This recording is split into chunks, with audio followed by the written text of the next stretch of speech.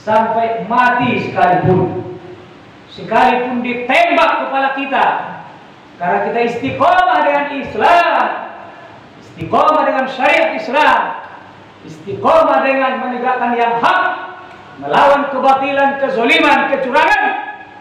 Ingat saudaraku, wala tamutunna illa wa antum muslimun. Maka Allah Subhanahu wa taala menjadikan jannah, surga.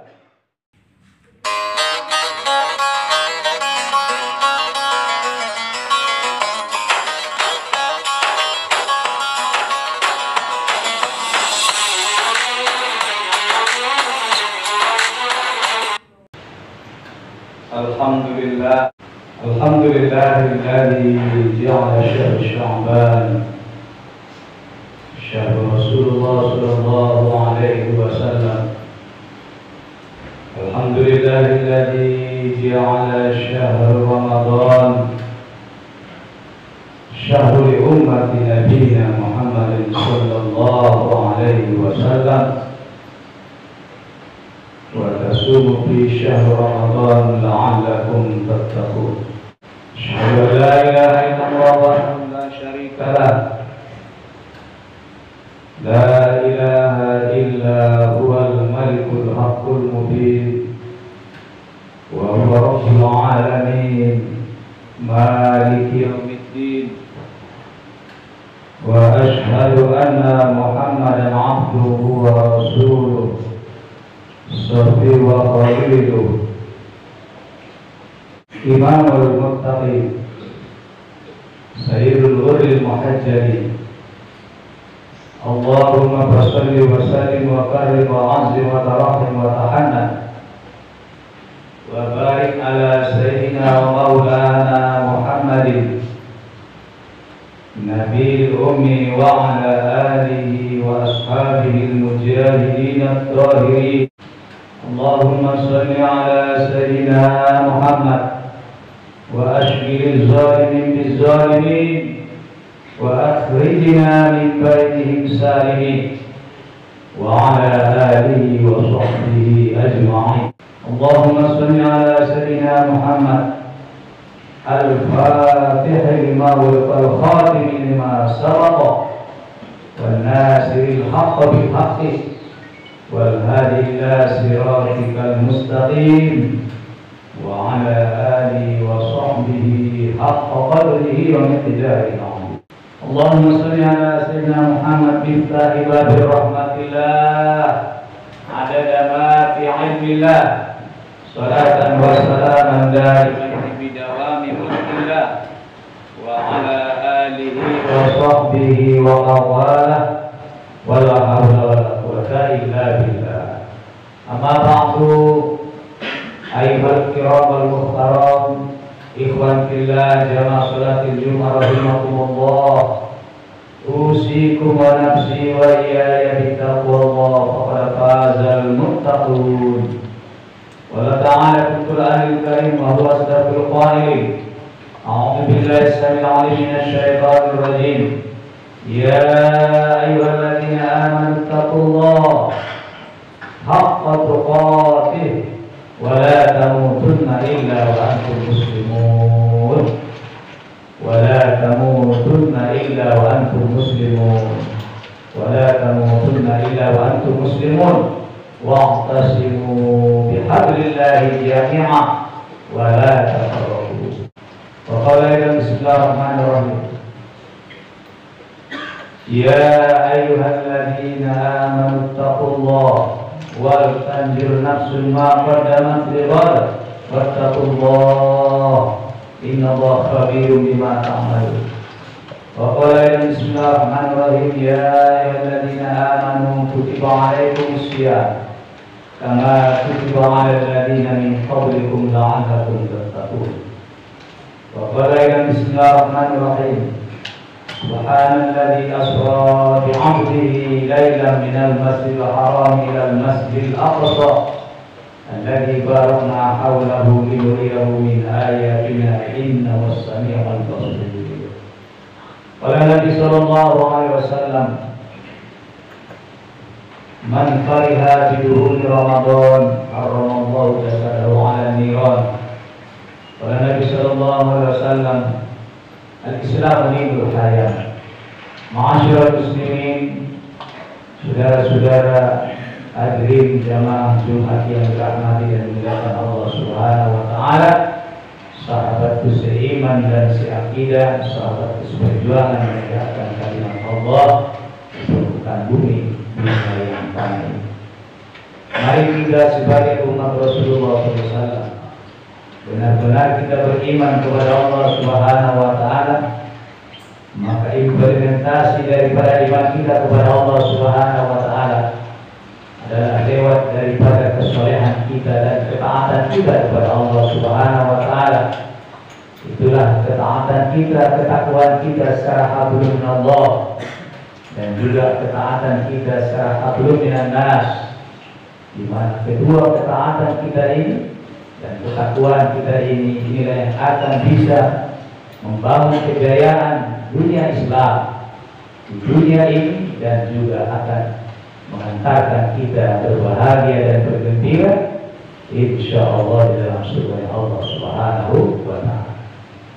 Maka sebagai umat Rasulullah SAW yang hidup di zaman fitnah ini, di akhir zaman ini, di alam yang penuh dengan kekacauan ini, maka benteng kita adalah iman dan Islam. Kita bertahan dalam benteng kekuatan iman dan Islam ini sampai akhir hayat kita, sampai mati sekalipun ditembak kepala kita, karena kita istiqomah dengan Islam, istiqomah dengan syariat Islam, istiqomah dengan menegakkan yang hak, melawan kebatilan, kezaliman, kecurangan. Ingat saudaraku, wala tamutunna illa wa antum muslimun. Maka Allah Subhanahu wa taala menjadikan jannah, surga. Hari ini kita melihat betapa semakin semrautnya, dihancurkannya agama Allah Subhanahu wa taala ini dari dalam dan dari luar. Kita lihat, menangis kita melihat saudara kita di Xinjiang sana, disiksa, dibunuh, dipenjara secara massal, sampai dikutuk oleh Eropa. Ada pernyataan daripada rejim kita? Nggak ada. Ada sikap daripada sebagai negeri yang terbesar Islam di dunia ini? Nggak ada. Ada ucapan bersyukur kepada orang yang syahid di jalan Allah? Nggak. Yang ada apa? Yang ada adalah semakin hari semakin runyam dan semakin semraut, semakin hancur kita sebagai bangsa dan negara. Kita menjadi kuli kontrak, kita menjadi jomos di negeri kita sendiri, dan kita menjadi umat yang dimarginalkan, dipinggirkan, bahkan dikucilkan, diremehkan, dilecehkan. Masya Allah, tabarakallah. Hingga Rasulullah SAW bersabda di Masjid Nabawi di Madinatul Munawwarah, ayuhas sahabah, hei kalian sahabatku, nanti umatku di akhir zaman, kata Nabi, sayati zamanun ummati yaumal di akhir zaman, selagi akan muncul nanti umatku di akhir zaman, nasib mereka itu, kata Nabi, yushiku antada'a alaikumul umam kama tadal akalatu ala qas'atiha. Nanti nasib umatku, biar tahu kalian wahai sahabatku, nasib mereka nanti di akhir zaman adalah tidak lebih daripada makanan yang dihidangkan di atas meja makan, sehingga dari mana saja musuh-musuh Islam enak saja menyantapnya dan melibasnya, menghabisinya dari berbagai macam arah dengan sesuka-suka mereka. Lalu sahabat menangis, begitulah cintanya sahabat Nabi kepada umat Islam, umat Rasulullah. Lalu bertanya di antara sahabat, ya Rasulullah, amin qillati ummatika yauma idzin, apakah ya Rasulullah umatmu minoritas di waktu itu, umatmu paling sedikit di waktu itu? Nabi menjawab, la, tidak, bal antum yauma idzin katsir, Bahkan umatku adalah umat terbesar, umat yang mayoritas. Walakinnakum ghusaun ka ghusail sayl. Tapi saya, kata Nabi, umatku yang banyak itu cuman banyak manyomak saja, tidak lebih daripada gunung membesar seperti buih di tengah lautan. Tidak ada kekuatan apa, tidak ada kualitas, tidak ada kekompakan, tidak ada kebersamaan, tidak ada ruhul jihad. Masya Allah, ini kiamat sudah umat Islam seperti ini. Hancur kita. Yang bikin hanya orang Islam munafik, orang Islam fasik, atau mungkin yang berpura-pura Islam, pakai sorban, Masya Allah, tapi adalah dajjal di hari ini. Lalu kata Rasulullah, yang paling berbahaya menimpa umatku di saat itu, wal yakzifanna fi qulubihim wahan, maka dicampakkanlah ke dalam hati mereka itu, umatku, diserang penyakit wahan. Penyakit wahan ini kejadian hari ini pada kita umat Islam, bahkan seluruh dunia Islam. Lalu ditanya oleh sahabat Nabi, ya Rasulullah, wahyu ya Rasulullah, apa itu ya Rasulullah penyakit wahan? Maka Rasulullah jawab, hubbud dunya wa karahiyatul maut. Mereka selalu sangat terlalu mencintai dunia, haus kekuasaan, haus jabatan, dan mereka tergila-gila dengan kemewahan dunia, dengan pangkat dunia, dan dengan kehebatan dunia. Wa karahiyatul maut, takut mati. Saking takutnya mereka mati, jadi takut mereka kepada virus corona daripada kepada Allah Subhanahu wa taala.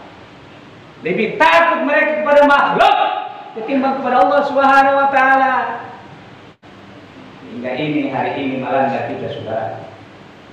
Maka taubatlah kita. Bencana ini tidak akan diangkat Allah, bahkan berkepanjangan, bahkan akan ditambah-tambah oleh Allah.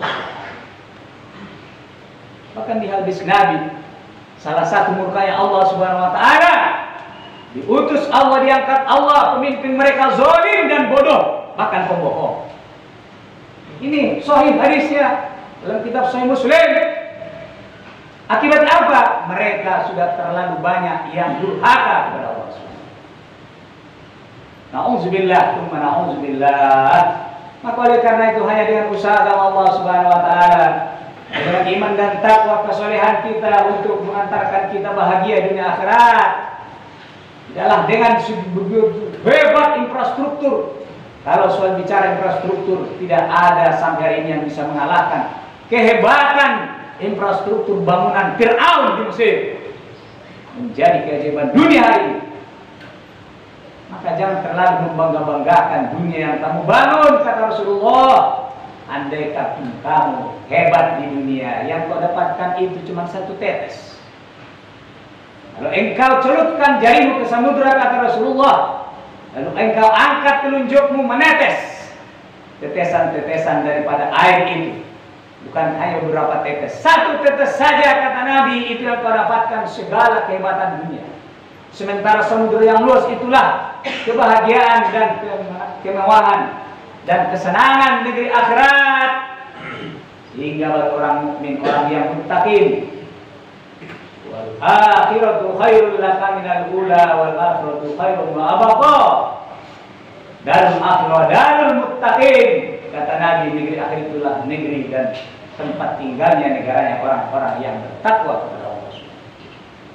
Maka seorang mujahid, ia tidak takut dia dijeruli besi, bahkan dia tidak takut ditembak kepalanya, bahkan dia tidak takut dihabisi nyawanya, sebab dia ingin syahid di hadapan Allah Subhanahu. Dia tidak gentar, dia menjadi singanya Allah Subhanahu wa taala di zaman ini, yang menghadapi daripada berbagai macam kezaliman, kebohongan, kecurangan yang sudah dipoles dengan berbagai macam cara yang mereka lakukan. Tapi ingat, ini adalah merupakan skenario mereka untuk menghancurkan agama Allah Subhanahu wa taala. Maka menyambut bulan suci Ramadan ini, bulan Rajab, bulan Allah Subhanahu wa taala, bulan Isra'nya Rasulullah sallallahu alaihi wasallam, bulan Allah Subhanahu wa taala, dan kita sudah berada di penghujung bulan itu, hampir pertengahan bulan Sya'ban. Insyaallah kita akan memasuki nisfu Sya'ban. Insyaallah malam Senin besok. Maka di bulan nisfu Sya'ban ini Allah Subhanahu wa taala menurunkan ayat innallaha wa malaikatahu yusholluna 'alan nabi ya ayyuhalladzina amanu shallu 'alaihi wa sallimu taslima. Bulan bersolawat kepada Rasulullah SAW, bulan menghidupkan dan menyemarakkan sunnahnya Rasulullah SAW, dan bulan untuk meraih segala kemuliaan dan keberkahan di bulan Sya'ban ini, hingga Rasulullah SAW bermunajat kepada Allah Subhanahu wa taala, Allahumma barik lana fi Sya'ban wa ballighna Ramadan. Ya Allah, berkahi kami di bulan Sya'ban ini, sampaikan kami berjumpa lagi dengan bulan suci Ramadan. Bulan Ramadan adalah bulan bagi umat Muhammad sallallahu alaihi wasallam. Maka setidaknya ada 3 secara maqasid syar'i tujuan kita menjalankan ibadah puasa Ramadan. Pertama adalah dengan kita berpuasa Ramadan, kita harus menjadi orang-orang yang bertakwa. Ya alladzina amanu kutiba alaikumus syiyam kama kutiba alal ladzina min qablikum la'allakum tattaqun. Dengan kita berpuasa Ramadan, bagi kita umat Islam, Allah wajibkan kita berpuasa di bulan suci Ramadan sebagai orang beriman. Target yang akan kita capai la'allakum tattaqun. Harus kita menjadi orang yang bertakwa. Kalau dia sudah bertakwa, kalau dia sudah berpuasa Ramadan, tapi tidak berhasil dia mentakwakan dirinya, berarti puasanya belum benar-benar dilaksanakannya secara baik dan benar, dan dia belum mampu menghayati pada puasa Ramadan. Kalau di antara kita umat Islam sudah mengerjakan sholat, tapi masih curang, masih pembohong, masih korupsi, bahkan masih hampir saja dia menghalalkan miras, membebaskan miras, Masya Allah. Kalau itu namanya yang terjadi, berarti sholat kita itu adalah hanya sekedar menggugurkan kewajiban, bahkan sholatnya itu dicuri setan.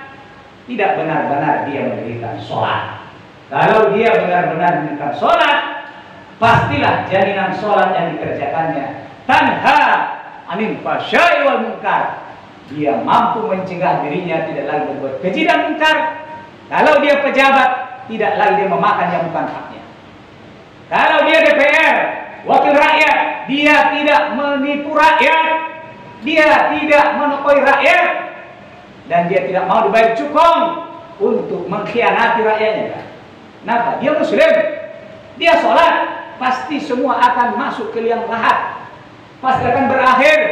Dan sadar kita, sekaya apapun kita, sehebat apapun kita, setinggi apapun pangkat jabatan kita, tidak ada kita bawa menghadap Allah SWT.